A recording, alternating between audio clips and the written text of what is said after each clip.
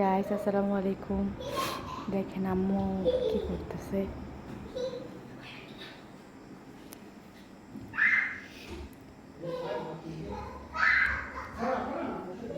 কি কর আম্মু? আল্লাহ, এগুলো কি তুমি খাইছ? আল্লাহ,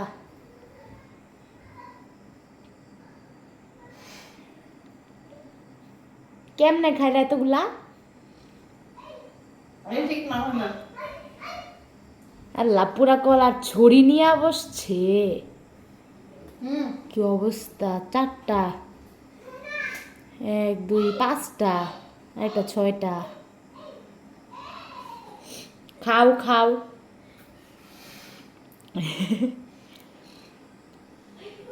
দেখেন দেখেন কেমনে খায়।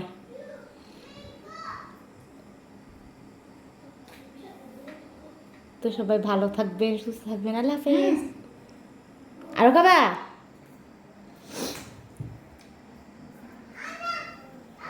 আমার মতো কলা খেতে চাও? তাহলে একদম গাছ লাগিয়ে খাও।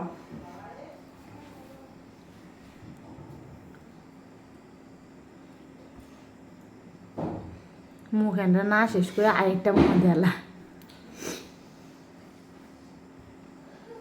আচ্ছা করে কলা।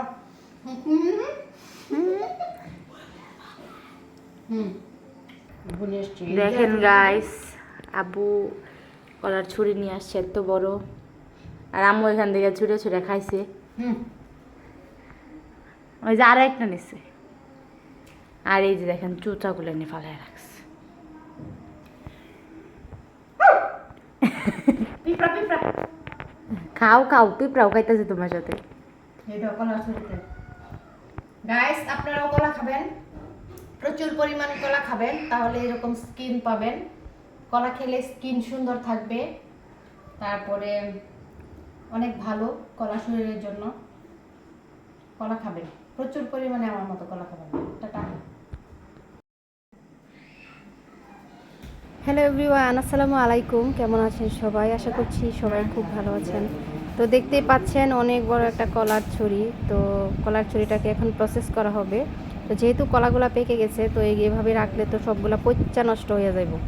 এখন এগুলারে কাটতে হইব। কাটটা ওই যে দেখেন নিচের হাতের জাতার চোটে নিচের কলাগুলো একদম থেতলা যেতেছে না, কি একটা অবস্থা, তাই না? এখন দুইজনে মিলে এটারে বাঁধবো। আজকে কিসের লগে বানমো এটাই আপনারা দেখবেন। রান্নার গ্রিলে বানমো। চিন্তা করতেছিলাম যে কোথায় টানানো যায়। তো ভাইসটা বলতেছিল, ও আপনাদের সাথে পরিচয় করে দেই, হচ্ছে আমার ভাসুরের ছেলে আতিকুল। তো আমাকে হেল্প করতেছে, বলতেছে যে চলেন কাকি আপনার আমি দুজনে মিলে এটারে বাঁধি। তো চিন্তা করলাম এখন কলাগুলা এটা আতিকুলে গিফট করব, আতিকুলের জন্য এই কলাটা। তো এখন এই কলাগুলা বাঁধার পরে ওই যে নিচের কলাগুলো দেখে ছিটকে গেছে একদম, এগুলা তাড়াতাড়ি খায় ফেলতে হবে, নাহলে নষ্ট হয়ে যাবে। তো আমরা 2 দিন যাবৎ কলাই খাচ্ছি, ভাত খাচ্ছি না। আমি, মহিমা, মুশিয়ত, তারপরে আকলিমা, সবাই কলার উপরে আছি। সবাই ভালো থাকবেন। আল্লাহ হাফেজ।